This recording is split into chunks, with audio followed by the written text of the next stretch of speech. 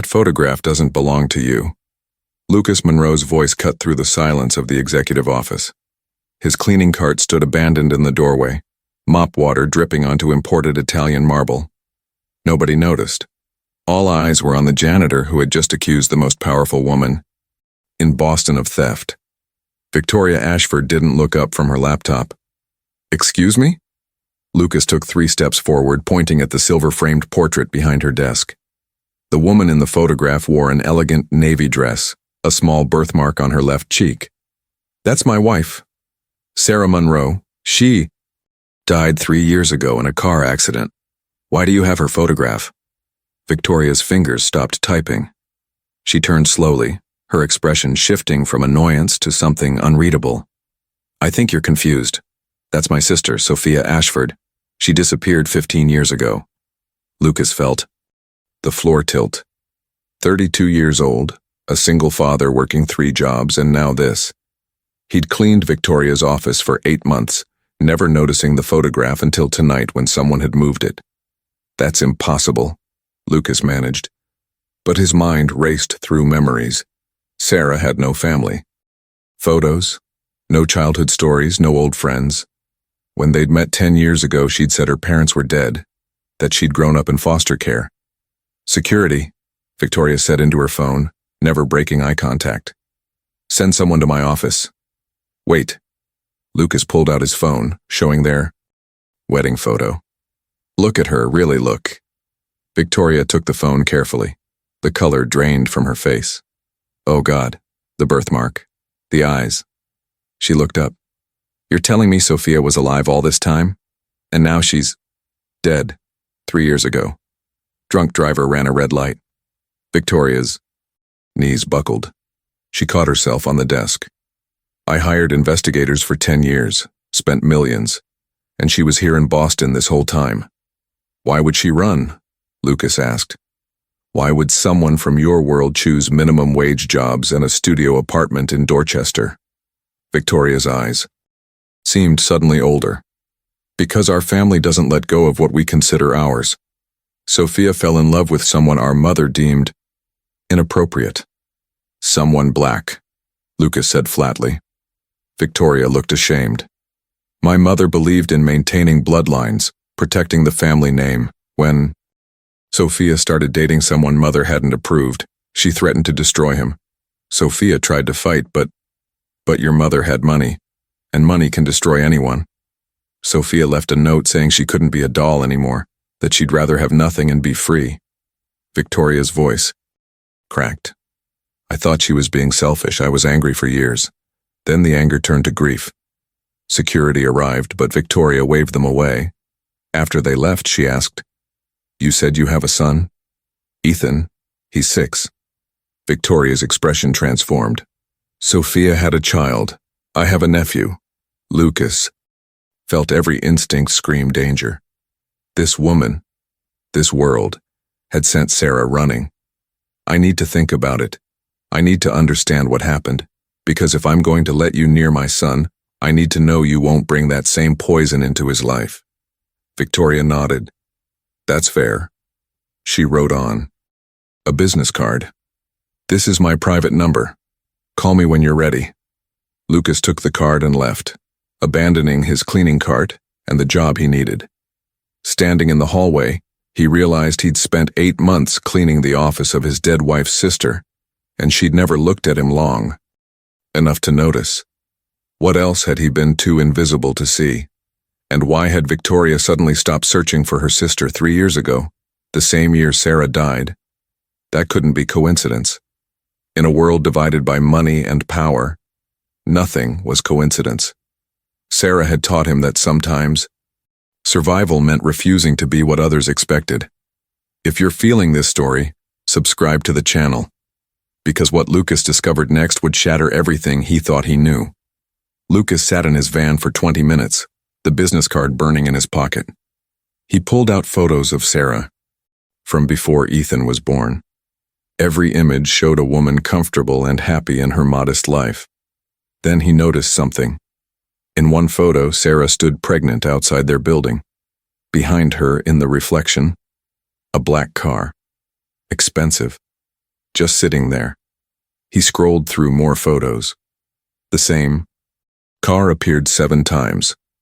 Different locations. Always watching. Someone had been following his wife. His phone rang. An unfamiliar number. Mr. Monroe? This is Catherine Chen, head of legal affairs at Ashford Industries.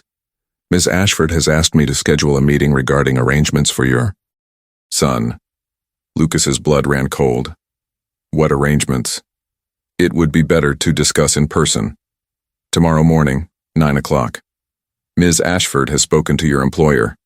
You've been given the day off, paid. She hung up before he could respond. This was exactly what Sarah had run from. The casual assumption that money meant control. That night, Lucas went through Sarah's things. At the bottom of a box wrapped in an old sweatshirt, he found a burner phone. When he charged it, he discovered photos.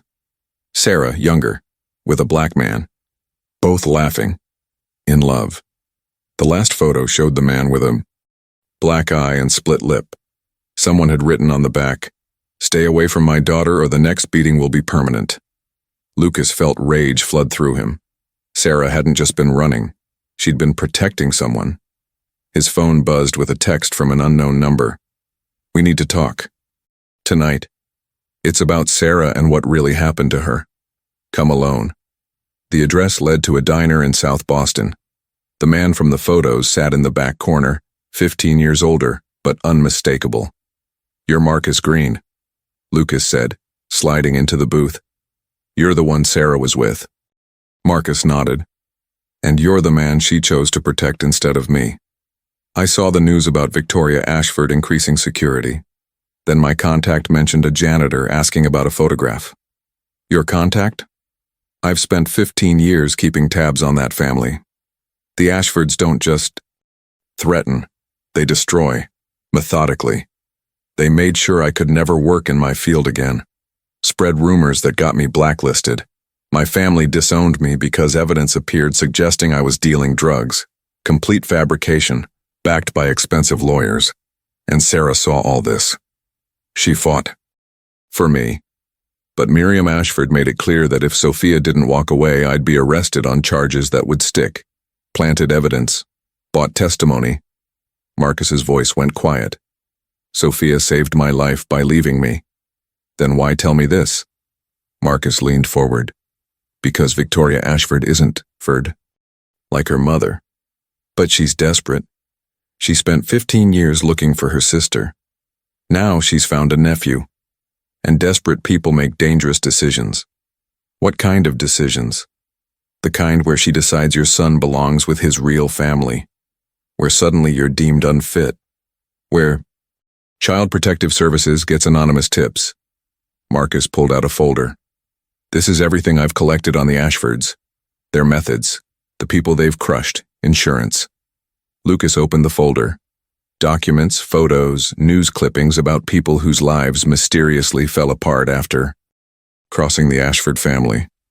"What happened to you after she left?" Marcus's smile was bitter. "I rebuilt. Took 15 years and a new identity. Work security now. But I never forgot what they took from me. What they took from Sophia. She was happy with me. Good. That's what she deserved. Now, make sure her son gets the same chance. Don't underestimate Victoria. When they want something, they take it." After Marcus left, Lucas made a call. "Tony, remember how you said you owed me? I need a lawyer, someone who doesn't scare easy." That night, Lucas stared at the photos of the car following Sarah. Those weren't coincidences. The drunk driver 3 years ago, maybe that wasn't an accident either. The Ashfords had spent 15 years hunting Sophia. They'd made her erase herself to survive. And maybe they'd even killed her. Now they wanted Ethan. Lucas had spent 3 years being invisible. The grieving widower, the struggling father, the janitor nobody noticed. But invisibility was a weapon if you knew how to use it. The Ashfords thought they knew everything about him because they saw a poor black man with nothing. They had no idea what was coming. Tomorrow, he'd walk into that meeting and let them think they'd won. What they wouldn't see was the trap closing around them. The evidence Marcus had given him, the lawyer he'd just hired, the recordings he'd already started making. The meeting wasn't the beginning of Victoria taking control. It was the beginning of Lucas Monroe burning their world to the ground. But first, he'd let them think they'd already won. The Ashford Industries legal offices occupied the entire 42nd floor of Millennium Tower. Lucas arrived at 8:50 in his funeral suit. The receptionist's professional smile faltered before snapping back. "Mr. Monroe?" Conference room 3. The room was glass and chrome with harbor views. Catherine Chen sat flanked by 2 other lawyers. Victoria sat to the side. And there was a man Lucas hadn't expected. Mid-50s, silver hair, expensive suit. "Richard Ashford," he said, extending his hand. "Victoria's uncle.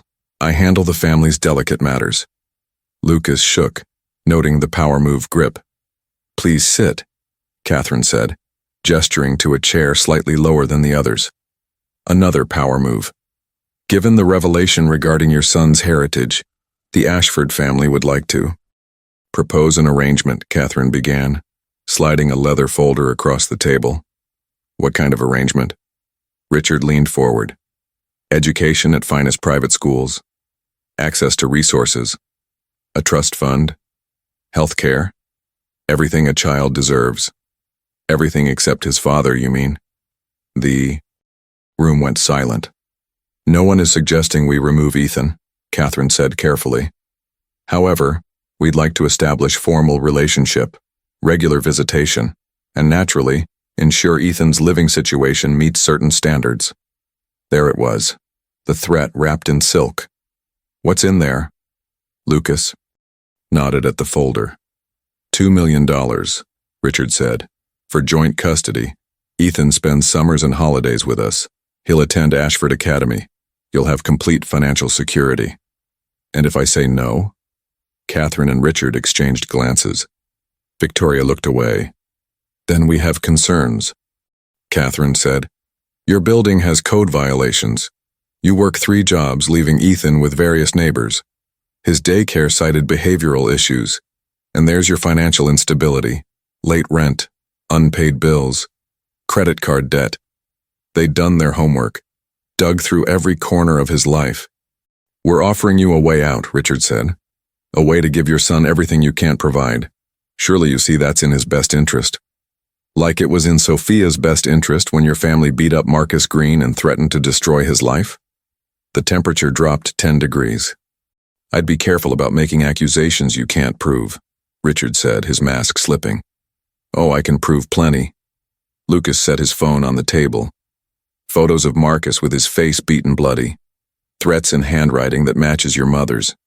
Documentation of every dirty trick the Ashfords pulled, along with testimony from Marcus himself, who's been keeping his own insurance file for 15 years.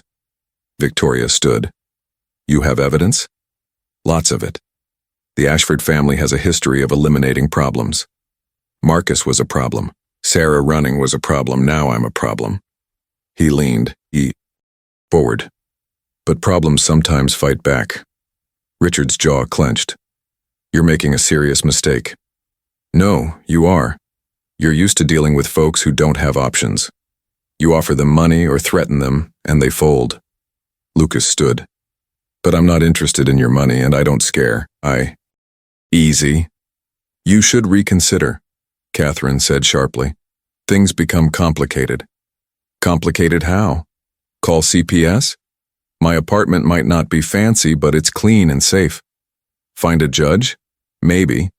But it'll take time, and during that time all those photos and documents, they'll reach every news outlet in Boston.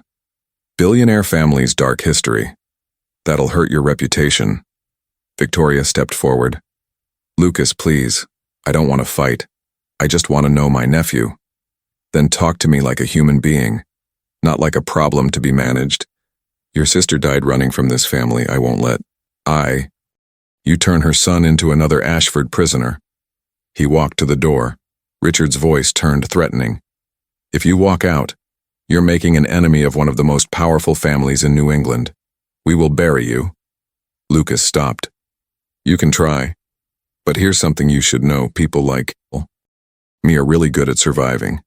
You think you can bury me? I've been buried my whole life. And I'm still here. He left, letting the door close on their stunned silence. In the elevator, his hands shook. He'd just declared war on a family that could destroy him with a phone call. But he'd bought time and respect. They'd expected him to fold or fight like an amateur. He'd shown them he had teeth. Tony's lawyer friend was Diana Reeves, 50, black, gray locks past her shoulders, working from a cramped Dorchester office. When Lucas explained his situation, she laughed darkly. The Ashfords of course, I've gone up against them twice. Lost both times, but made them work for it. They hate me. That's why I'm here. Smart. Diana pulled out a legal pad. Tell me everything. Lucas spent 2 hours laying it out. Diana's expression darkened with each revelation. This is bigger than custody, she said finally. If we can prove they were stalking Sarah, that her death wasn't an accident. She paused. Lucas, this could be criminal. Murder, Lucas finished. I know. 3 years ago, Sarah died in a hit and run. The driver was supposedly drunk, but they never found him. The car was registered to a shell company that dissolved 2 months later. Diana's eyes widened. You investigated? I had time in Google. When you dig into Ashford Industries, you find lots of shell companies. Lots of convenient accidents. We won't just win custody, we'll destroy them. Diana reached for her phone. I'm calling a PI I trust. This will cost money you don't have, but I'll front it. The settlement will cover my fees 10 times over. You believe me? Of course I believe you. I know exactly what families like the Ashfords are capable of. She smiled fiercely. They think they're untouchable. Let's prove them wrong. Over 2 weeks, Lucas became different. He picked up warehouse shifts. His janitorial job mysteriously disappeared after the meeting. By night, he worked with Diana building their case. The PI, James Chen, found the breakthrough. Thomas Wade, the drunk driver, died of a drug overdose 6 months after the accident. His family swore he'd been sober 3 years. The toxicology showed alcohol and benzodiazepines, a combination making driving impossible. Professional hit made to look like accident, James said. Wade was the fall guy, probably dosed. Without knowledge. Can we prove it? Not yet. But the shell company owning the car? It received $50,000 3 days before the accident, from an Ashford Industries subsidiary. There it was. The thread connecting everything. Lucas documented everything. Victoria's contact. Attempts. Ignored. Ashford Industries showing up at Ethan's school. Recorded. Threatening letters. Photographed and stored in 3 cloud accounts. Mrs. Chen from next door wrote glowing character references. Ethan's teacher did the same. Even Tony and the work crew pitched in, creating a portrait of a devoted father. Then Marcus walked into Diana's office with a box of new files. After our conversation, I did more digging. Found ex-Ashford security who kept recordings. Diana opened the first file, a transcript of a phone conversation between Miriam Ashford and a private investigator, 2 weeks before Sarah's death. She's been located, Boston, living as Sarah Monroe, married, has a child. What are your instructions? She made her choice 15 years ago. Now she'll live with consequences. Make it look natural. An accident. No loose ends. Lucas stood abruptly, knocking his chair back. Diana caught his arm. Breathe. This is it, Lucas. This is what we need. They killed her. They hunted her down and killed her. And now we make them pay. Can you stay focused? Lucas looked at Marcus, who nodded. Looked at Diana. Looked at the evidence. 15 years of cruelty culminating in Sarah's murder. Yeah, I can do that. 3 days later, Diana filed a motion for full investigation into Sarah Monroe's death, with attachments including photos, transcripts, witness statements, and James Chen's preliminary report. The news hit within hours. Janitor accuses Ashford family of murder ran in the Globe. And Victoria Ashford finally understood that Lucas wasn't fighting for custody. He was fighting for justice. And unlike everyone her family had crushed, he knew exactly how to make them bleed. If you're hooked and want to see how Lucas brings down an empire, hit subscribe, because what happens next will make you believe the smallest voice can bring down the biggest giants. The courtroom was packed with news crews. Lucas arrived with Diana at 8:30, deliberately using the public entrance where cameras captured him. A single father in his good suit, holding evidence, looking calm and determined. The Ashfords arrived in 3 black SUVs surrounded by security. Catherine Chen led the formation, followed by Richard and lawyers. Victoria came last, hidden behind designer sunglasses. Judge Patricia Morrison presided, a black woman in her 60s, with a reputation for zero tolerance for bullshit. Lucas had researched every judge. Diana had gotten lucky. "Ms. Reeves, present your evidence," Judge Morrison began. Diana stood. "Your Honor, we have testimony, documentation, and physical evidence suggesting Sarah Monroe was murdered by Ashford. Operatives. We believe this murder was ordered by Miriam Ashford." Richard's lawyer jumped up. "Your Honor, this is outrageous." "Mr. Caldwell, sit down," Judge Morrison said sharply. "Continue, counselor." Diana pressed a button. The screens lit up with the transcript. She read aloud. She made her choice 15 years ago. Now she'll live with consequences. Make it look natural. An accident. No loose ends. The courtroom erupted. Judge Morrison's gavel cracked like thunder.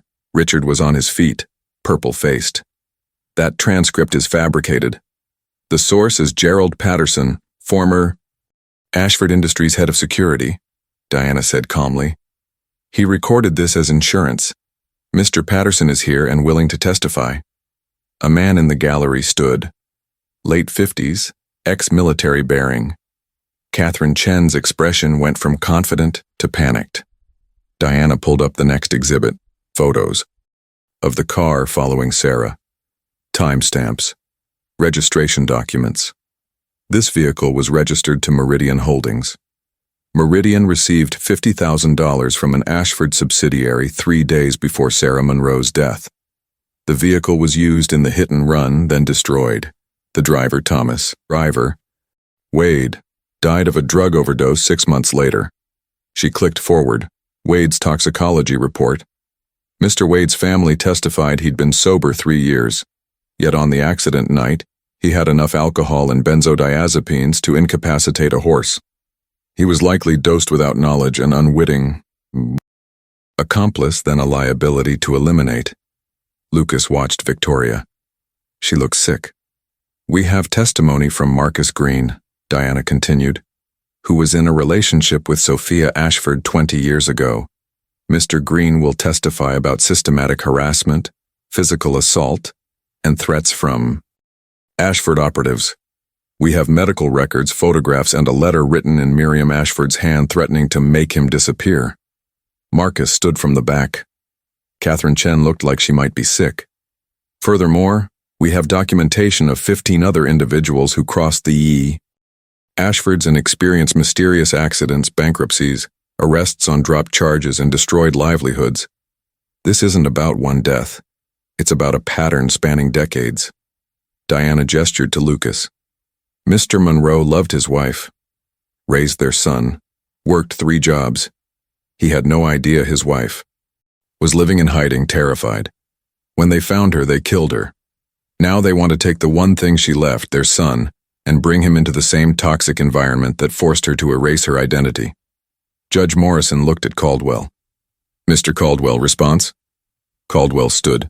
Composure. "Lost. Your Honor, these are serious allegations based on circumstantial evidence and testimony from individuals with clear grudges. I have direct proof," Lucas said, standing. "Your Honor, may I speak?" Judge Morrison studied him. "Go ahead." Lucas held up Sarah's burner phone. "My wife kept this. Hidden our entire marriage.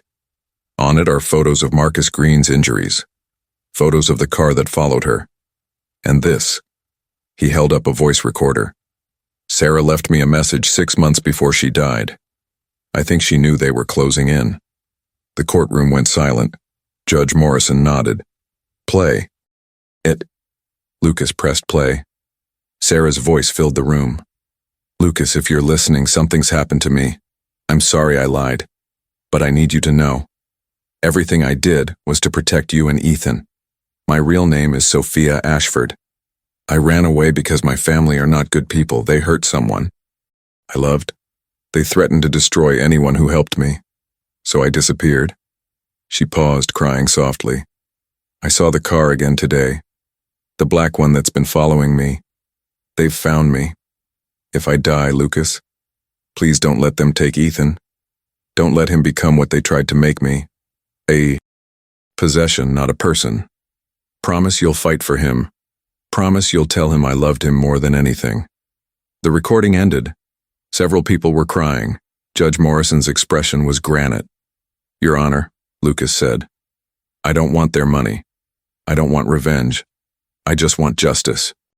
For my wife and safety for my son, the Ashfords have operated above the law because people like me couldn't fight back. But I'm fighting now, and I'm asking this court to see what they really are. He sat. Diana squeezed his hand. Judge Morrison looked at Caldwell. Does your client wish to make a statement? Before Caldwell could respond, Victoria stood. I do. Richard grabbed her arm. Victoria, don't. She pulled away. Your Honor, may I approach? Judge Morrison nodded. Victoria walked forward, heels clicking. Everything Mr. Monroe and Ms. Reeves said is true. My mother ordered my sister killed. I didn't know at the time, but after she died, I found documents in her private safe. Communication with investigators, payment records, instructions. Victoria's voice broke. I've spent 2 years trying to convince myself it couldn't be real. But I knew. Deep down, I knew. The courtroom exploded. Richard lunged toward Victoria, but security held him. You stupid girl, you're destroying everything. Everything was already destroyed, Victoria shouted, tears streaming. Sophia destroyed it when she had to run. Marcus destroyed it when he got beaten. Every person we've hurt destroyed it. I won't protect this anymore.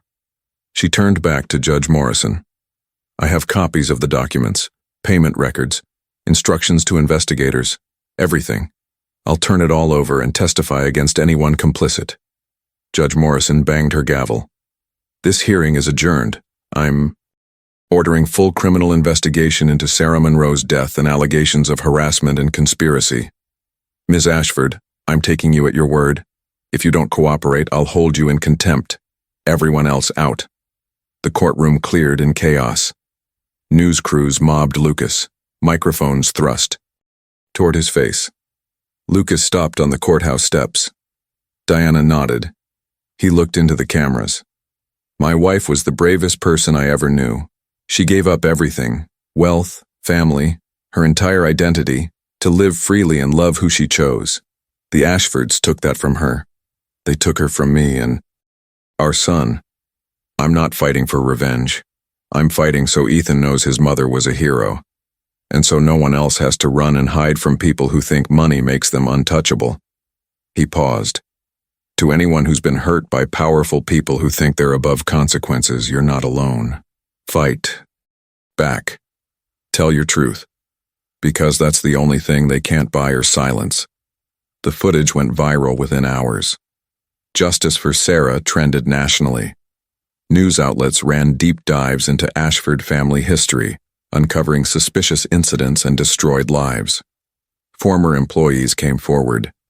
Investors pulled out. Stock prices plummeted. Victoria called Lucas directly. I want to make this right. You can't. Your family killed my wife. I know. But I can make sure they pay. And I can make sure Ethan is protected. She paused. I'm liquidating my assets. $50 million in a trust. For Ethan, one you control completely. No access, no strings. It's not payment. Nothing could pay for that. It's just what Sophia should have had. What her son deserves. Why? Because she was my sister. Because I failed her. And because you're right. We've been untouchable too long. It ends now. Ends. 3 weeks later, federal prosecutors announced charges against Richard Ashford and 6 others for conspiracy, harassment, and obstruction. Sarah's death was officially ruled homicide. Gerald Patterson's testimony, Victoria's documents, and physical evidence built an airtight case.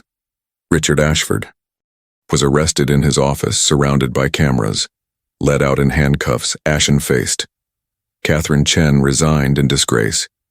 The Ashford name, once synonymous with power, became shorthand for corruption.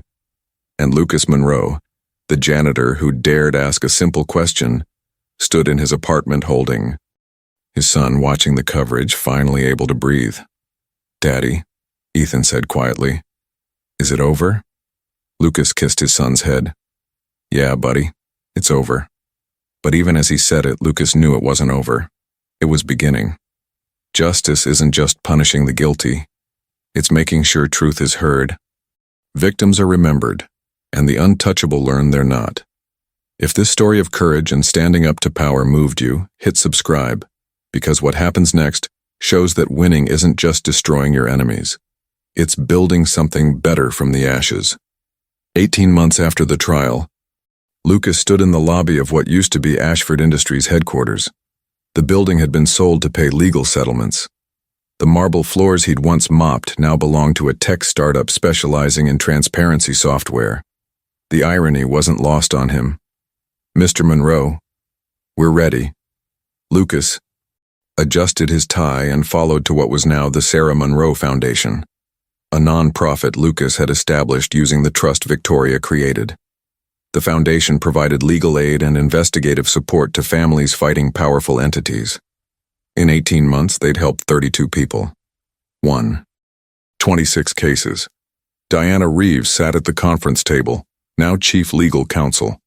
Marcus Green headed investigations. Victoria sat across from them, no longer the polished executive, but something quieter, more genuine.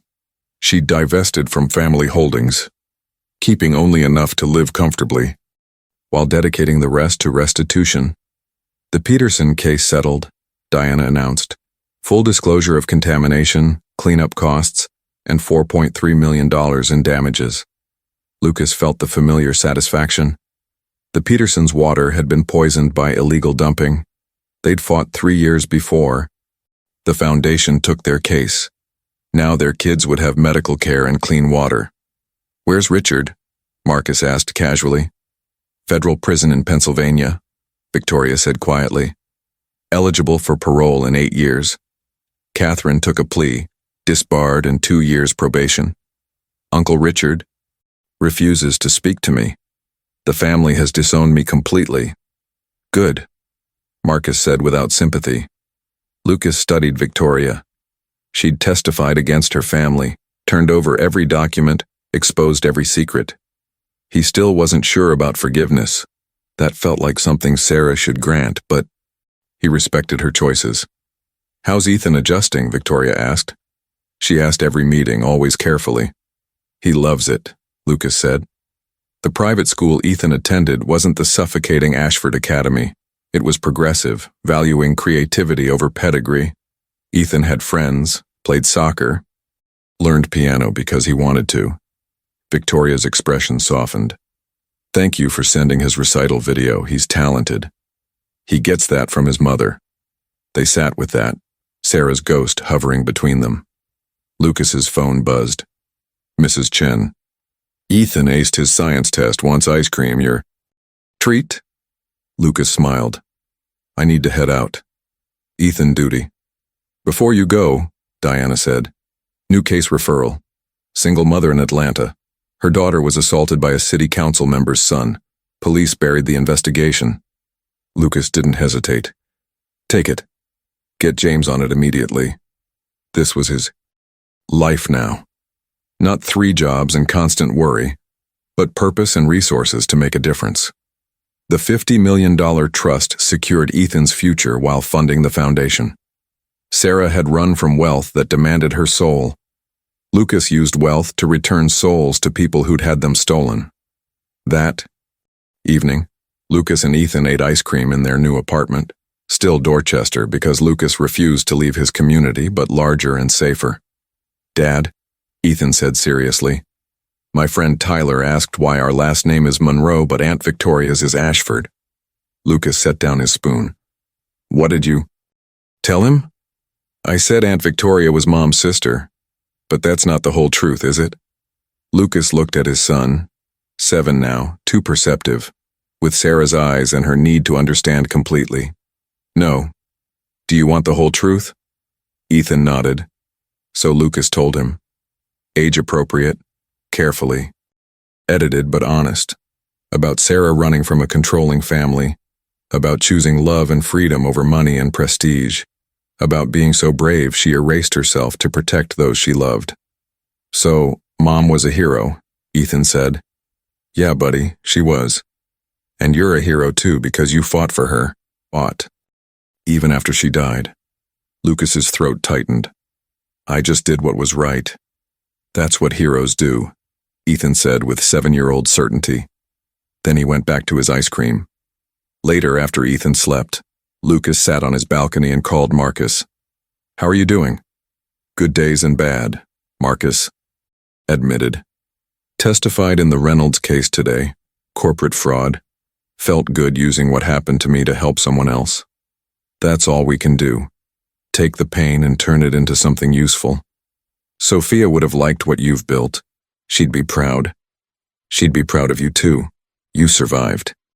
And you didn't let it make you bitter. Marcus laughed hollowly. Oh, I'm plenty bitter, but I'm also useful. Turns out you can be both. The next morning, Lucas met with Ethan's principal about a gifted student program. Mr. Monroe, Ethan is thriving, Principal Williams said. His teachers say, he's curious, empathetic, shows real leadership. He gets that from his mother. And from his father, Principal Williams said firmly. What you did, standing up to that family, took courage most don't have. Ethan knows that. He talks about you constantly. Lucas felt his eyes sting. I just want him to have the life his mother wanted. From what I've seen, he does. That afternoon, Lucas spoke at a Roxbury Community Center. The foundation partnered with local organizations for free legal clinics. About 40 people filled the room. My name is Lucas Monroe, he began, and 2 years ago I was a janitor struggling to pay rent, trying to raise my son alone. I didn't have power, I didn't have money, I didn't have connections, but I had truth, and I had courage to speak it, even when people with billions tried to silence me. He told Sarah's story, the fight, the fear, the moments when giving up seemed easier. They wanted me to be invisible, to clean their floors and never look them in the eye, because invisible people can't fight back. But you're only invisible if you let them make you disappear. The moment you speak up, everything changes. A woman raised her hand. But we can't afford lawyers? What if we don't know how to fight people with that much power? That's why we're here, Lucas said. The Sarah Monroe Foundation exists because my wife died fighting for freedom, and I'll be damned if her death means nothing. We provide lawyers, investigators, support. We take cases others won't touch. We fight for people the system forgot. And we don't stop until justice is served. After the talk, people lined up to share stories. A father whose son was wrongfully convicted. A grandmother fighting predatory lending. A young woman whose boss had assaulted her and whose HR buried her complaint. Lucas took every name, every case. Diana and the team would review them all. This was what winning looked like. Not revenge, but restoration. Not destroying the Ashfords for destruction's sake, but dismantling systems that let families like them operate with impunity. Every case won sent a message. Wealth doesn't grant immunity, power doesn't excuse cruelty, and silence isn't the only option. 6 months later, Lucas stood at Sarah's grave with Ethan and Victoria. Anniversary of Sarah's death. They'd made it tradition. Hi, Mom, Ethan said, kneeling. I got all A's this semester. Dad says you would have been proud. Victoria placed flowers by the marker. Hi, Sophia. I'm still trying to make things right. I don't know if I ever can, but I'm trying. Lucas stood back, letting them have their moment. He thought about the man he'd been 2 years ago, exhausted, grieving, invisible. That man had cleaned Victoria's office and never imagined he'd end up here, running a foundation, changing lives, raising a son who knew his worth. Sarah had taught him that freedom was worth any price. Lucas had learned justice was worth any fight. Together, those lessons had transformed not just his life, but dozens of others. "Dad," Ethan said, standing, "can we get pancakes? Mom always loved pancakes." Lucas smiled. "Yeah, buddy, pancakes." As they walked back, Victoria hung back. "Lucas, I want to thank you for letting me be part of Ethan's life, for not shutting me out. I know I don't deserve—" "None of us get what we deserve," Lucas interrupted gently. "We get what we choose. You chose to do the right thing when it cost everything. That counts." Victoria's eyes filled. "She loved you so much. I read her journal, the entries after she met you. She was so happy." "I know. And I'm choosing to honor that by making sure her son grows up in a world where people like your family can't hurt people like us anymore." They drove to the diner where Lucas and Sarah had first met. Still there, still serving mediocre coffee and excellent pancakes. Lucas ordered Sarah's favorite, blueberry with extra butter, and told Ethan stories about his mother. Her laugh, her terrible singing, her habit of reading book endings first because she couldn't stand suspense. Ethan listened, absorbing every detail, building a picture of the mother he was starting to forget. Victoria listened, too, hearing about a sister she'd lost long before she died. And Lucas realized healing wasn't about forgetting the pain or pretending injustice hadn't happened. It was about taking what had been broken and building something new from the pieces. Sarah was gone, but her courage lived on in the foundation, in Ethan's smile, in every person they helped find their voice. The Ashfords had tried to bury Sarah. Instead, she'd become a legacy that would outlast their fortune, their name, their power. Because truth always outlasts lies. Justice always outlasts corruption. And love, real love, the kind worth running for, worth hiding for, worth dying for, that outlasts everything. Richard Ashford would spend his life in prison, his empire dismantled, his name synonymous with corruption. The family that had terrorized Sarah and Marcus and countless others had been reduced to a cautionary tale. And Lucas Monroe, the janitor they'd tried to intimidate into silence, had become the man who proved that power doesn't come from money or connections. It comes from courage, from truth, from refusing to be invisible. As they left the diner, Ethan grabbed Lucas's hand. "Dad, when I grow up, I want to help people like you do." Lucas squeezed his son's hand. "Then that's what we'll do. Together." He tried to destroy me, but he ended up destroying himself. I learned that real victory isn't about crushing your enemies. It's about building something so good, so true, so strong, that their cruelty becomes irrelevant. Sarah taught me to choose freedom over fear. I'm teaching Ethan to choose justice over silence. And together we're proving that sometimes the smallest voice can topple the biggest giant, as long as that voice refuses to be quiet. If this story of courage, transformation, and unshakable determination inspired you, don't forget to subscribe to the channel. Because the real victory isn't just in winning, it's in making sure no one else has to fight alone.